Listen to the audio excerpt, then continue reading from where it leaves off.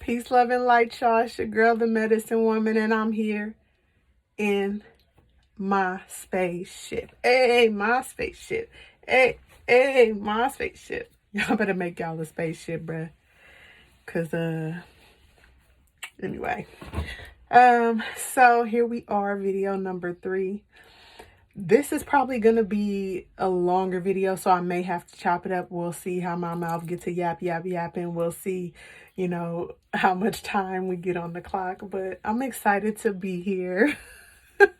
I love it. I didn't think that I would enjoy doing this as much as I have. I think it's the spaceship ambiance, to be completely honest with you. But I vibes with this whole ass space, okay? So let's get into it. If this is your first time watching the video, then you got 2 other ones. You got to head over to my website, Medicine Wombman, WOMBMAN.com, Medicine Wombman. Actually, you can hit the link on my Instagram. Hit the link on my Instagram, or hit the link right there. And check out the other 2. So the last video stopped at wait, if this is your first time watching the video, I am simply sharing the transitions of my life and how I ended up as the medicine woman that I am today, with all the tools that I have to give and all the blessings that I have been able to receive and to pour out into the world. And ultimately what brought me to launching Medicine Woman personal and spiritual development coaching in 2020. That's what my 2020 is all about. Hey, that's what it's all about. Hey. So I stopped the last video at saying that I had stepped out, not on faith.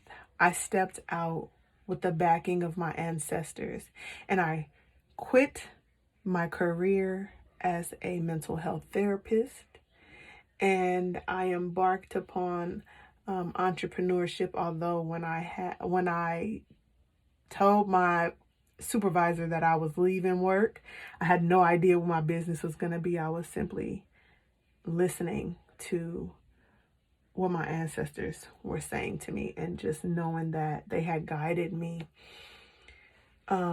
so far that I knew I could trust what I was hearing. And so that's pretty much what my second video was about. But that took me all the way to Senegal, West Africa, where I met my husband. Now, there is a story behind it. Many people love to hear it. I'm not going to give it to you in this video, but I will eventually give y'all the story of how I met my husband and that whole, anyway. What ultimately ended up happening was I got to Senegal, and I did do what my ancestors instructed me to do on the island, Ngori Island, which is one of the doors of no return in Mother Africa. If you are not familiar with the door of no return is, it's simply a location in certain countries where they would house all of their slaves until they shipped them off the continent and into the other countries that they were going to. And it's called the door of no return because pretty much anybody who went through that door, they never returned to Mother Africa. Not all of them. Some of them got back, but the majority of them did not. They either made it to other lands, or they decided that death by their own hands, by Mami Wata, by the ocean, was better than their destination. Some people died on the ships from illness, from harm, all those things, and bodies just thrown over. And so what I like for people to really think about and recognize with that is those are spirits that are tormented. They are not happy all of them don't just think that people, you know, oh, they die and then they just whatever. Some spirits are earthbound, and not all of them are happy about that. They're not happy about the way they died. They're not happy about things that happened after they died, all those things, and that's real. And so a portion of my assignment, which I am going to do another video on, just to really talk in depth about what or share what I can about what I was to do when I got to Goree Island. But ultimately I went there. I took care of what my ancestors had instructed me to do. If you remember from video 2, did I say it? I think I did say that my sis had called me in one of my layovers, and she was like, you know, I had a vision and some things look different. And she kind of like described what I had on and stuff. Well, I actually, if I find that picture, I will post it so y'all can see.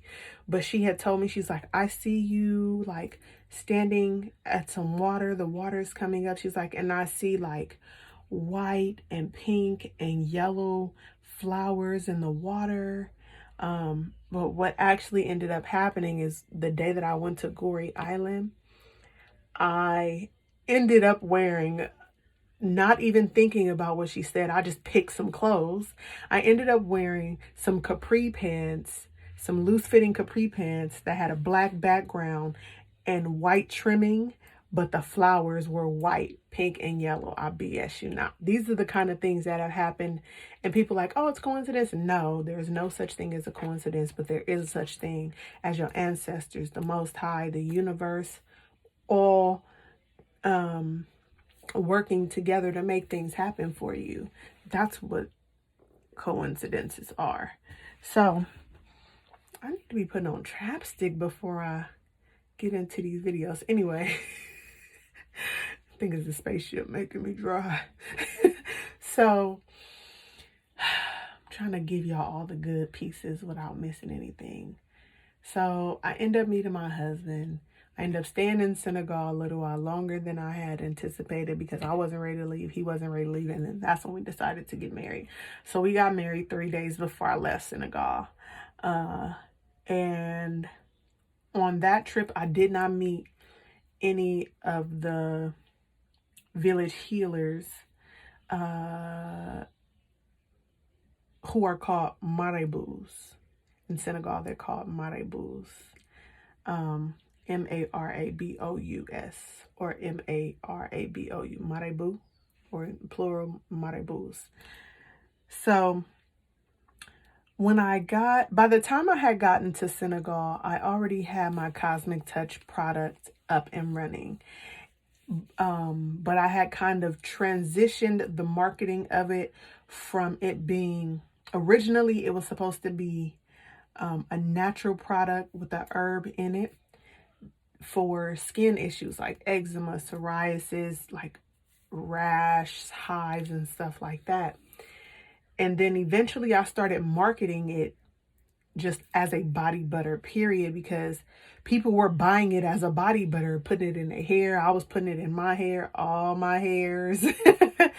And people were putting it on their stretch marks, and it was working. So I had started marketing it as a body butter and gotten away from my original demographic. But after Cosmic Touch is still up and running. QOZMIK, Cosmic Touch, TOUCH.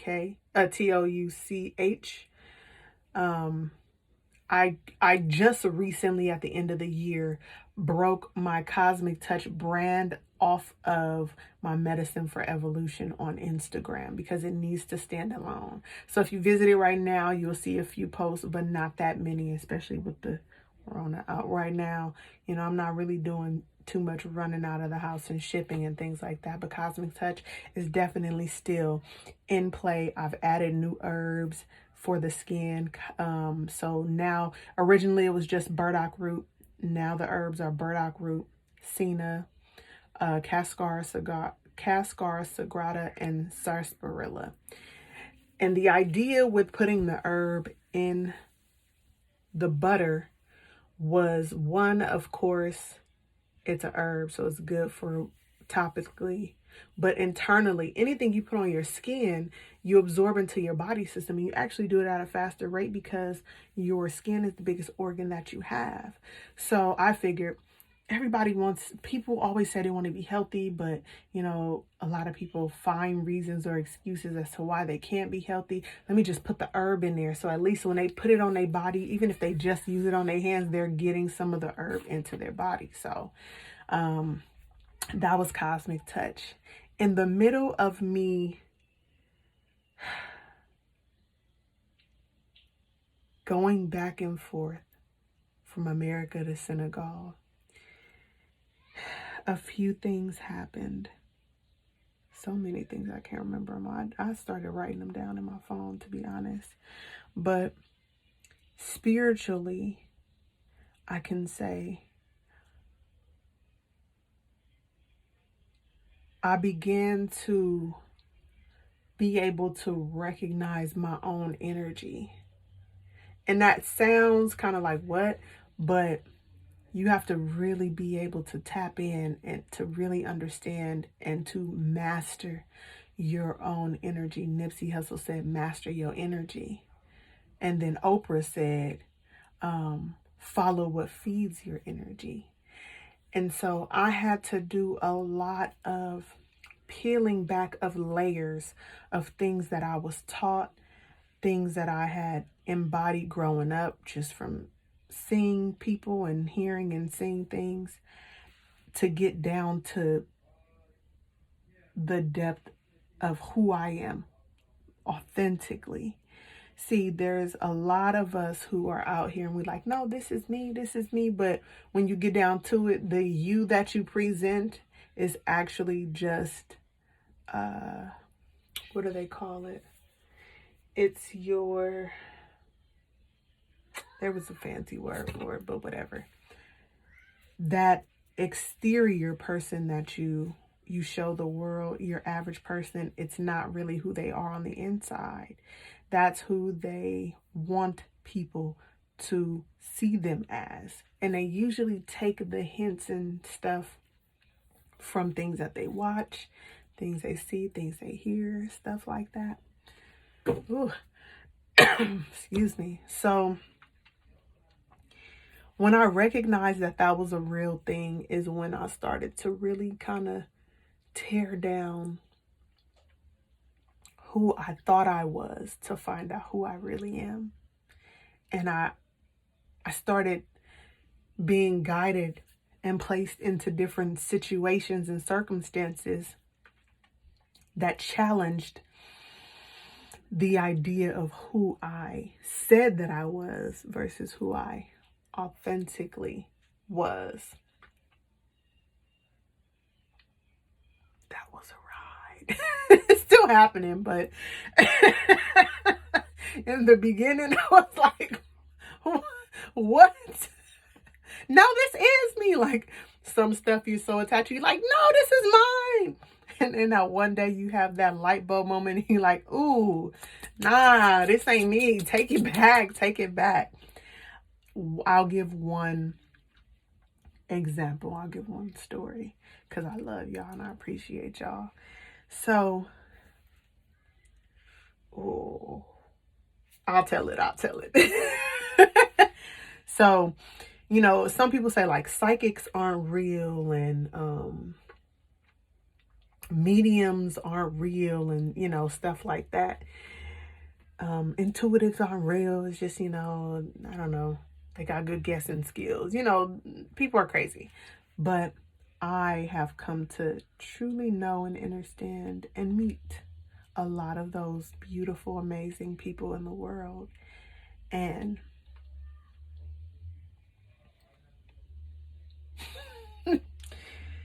at one point, I recognized that I was one of those people too. And it made me very uncomfortable in the beginning. I'm not lying. I'm keeping it real with y'all. I am. I'm keeping this so real. So, how, Shamanika, how did you figure out you were one of those people?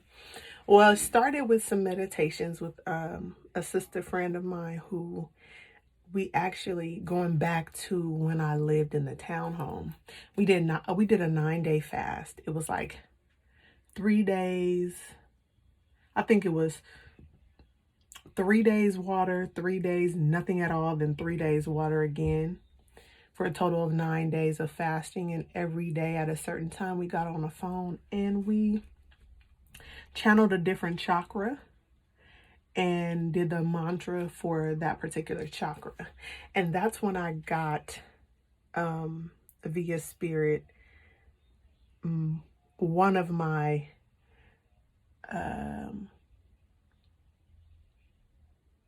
other spiritual names, which is Shanga. And from then on, like I said in my other videos, I could hear my ancestors speaking to me in different ways. Like different things would show up. I'm like, I know that that's them. Different things I would hear and stuff. There's just this feeling that I felt I knew. So, when it came to me recognizing that I had some special abilities, really, we all have them. We just have to tap into them. Some are stronger than others, but we all have them. This was the uncomfortable situation that I was put in, all right? Let me put my lip gloss on, my little chapstick. Yes. I was dating this guy, and we were not exclusive.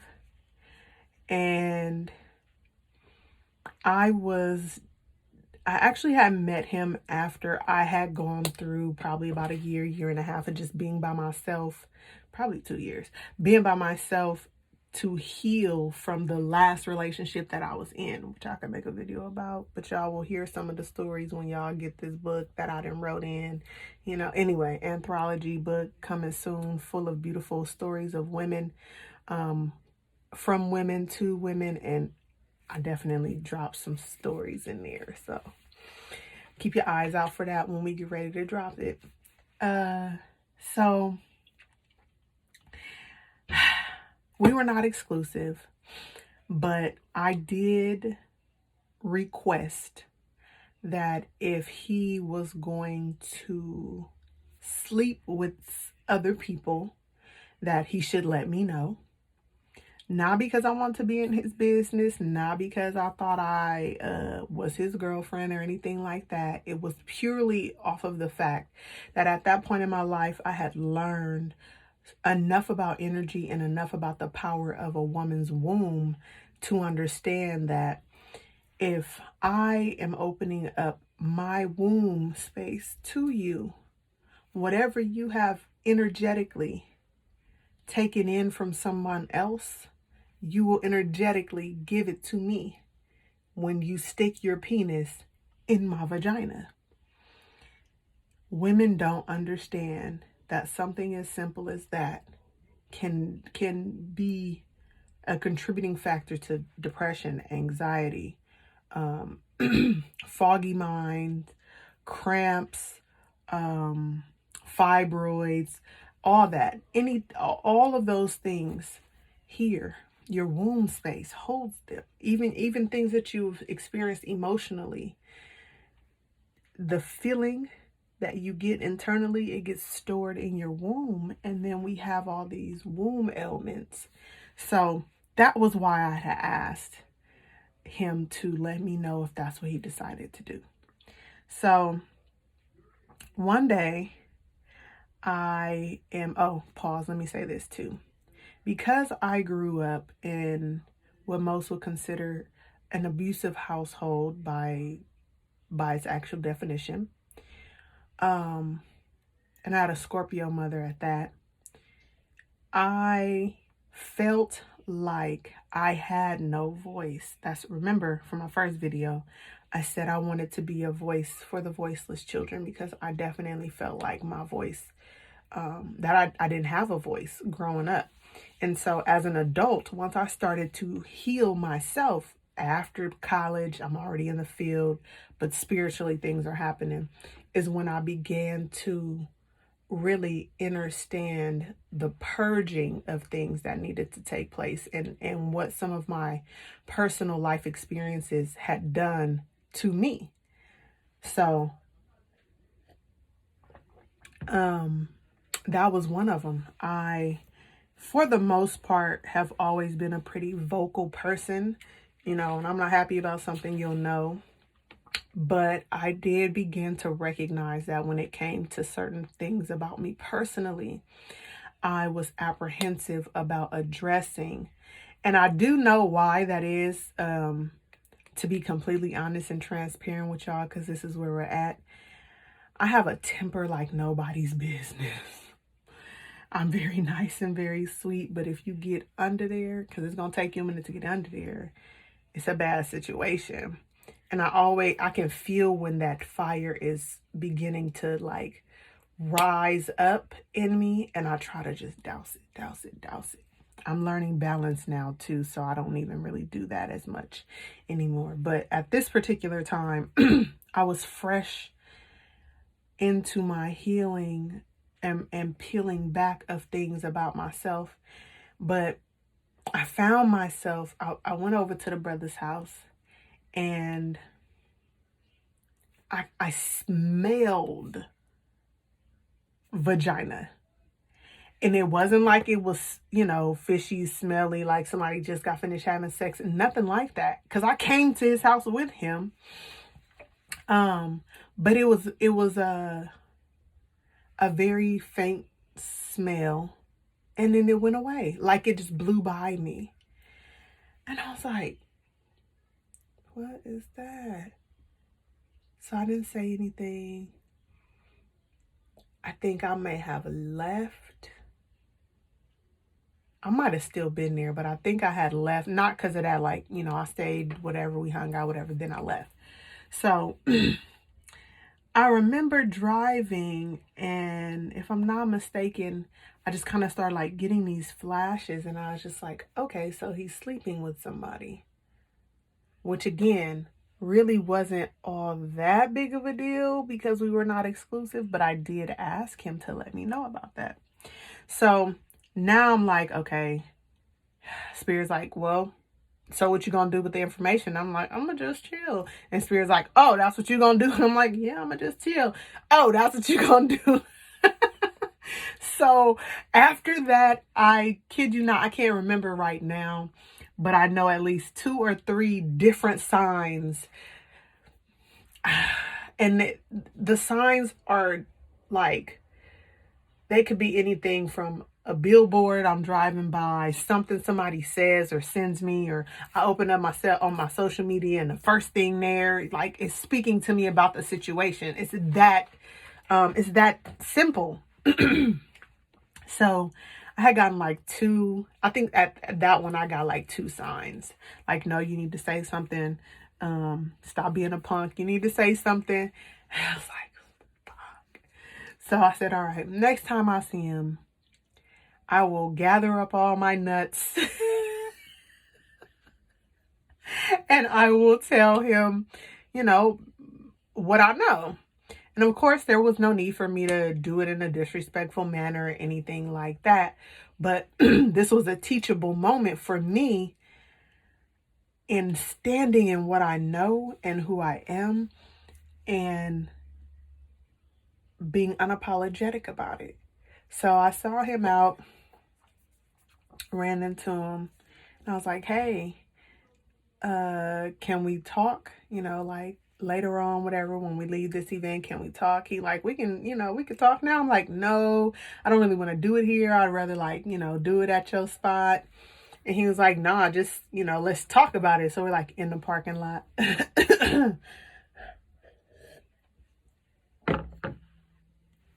We in the parking lot. And so I told him, and everything in the inside of me was like, nigga, are you sure?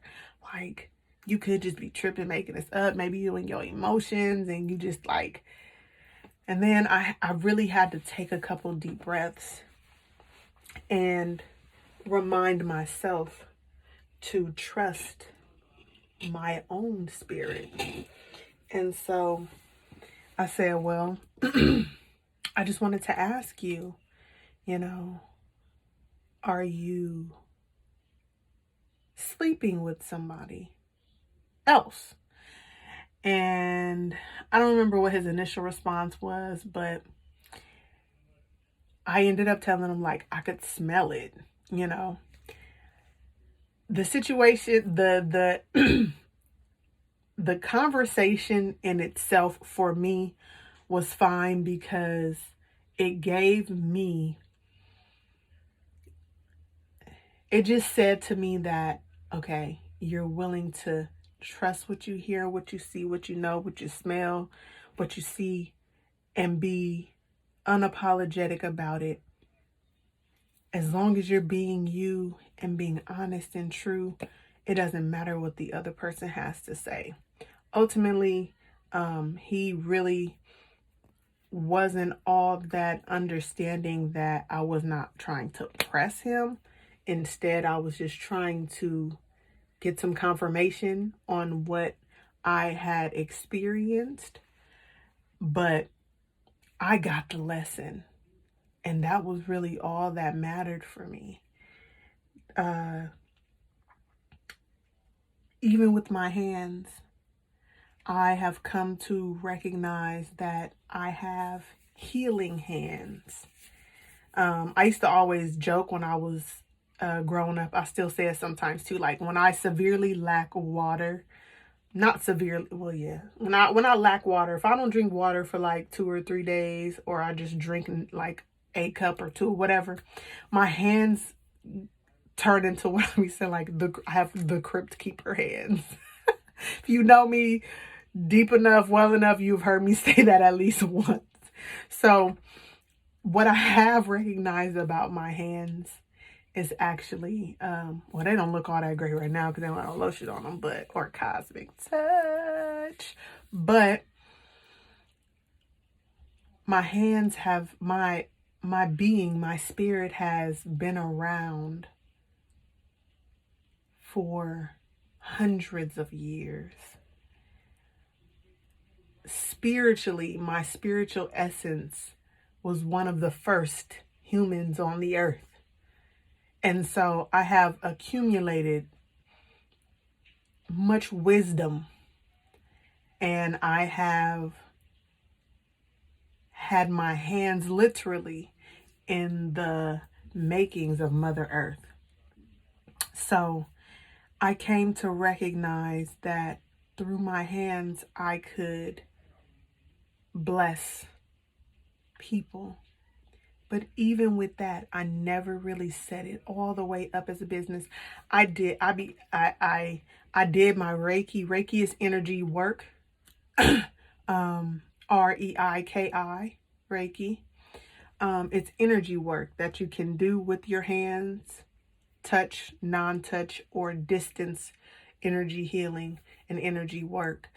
I am an attuned Reiki practitioner, but because I was so in limbo about, can I really do this? Do my diet have to be all the way like this? And I got to do this every day and this every day in order to be able to do this right? And all the time in the back of my mind, I'm like, what if it doesn't work? And all of that. But every time I've done Reiki, it's been great. So there's really nothing in here except me telling me that I can't do it. That's it. And that was another thing that I learned through this spiritual walk is I am the master of my fate. I am the creatress of the footsteps that I take. And if I say I cannot, I cannot.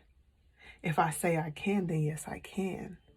Because the Most High guides me and watches over me. And whatever I speak, I create, and the universe aligns, and Mother Nature aligns, Mother Earth aligns, and move and shake and shift people to align to exactly what it is that I have put my energy into. Through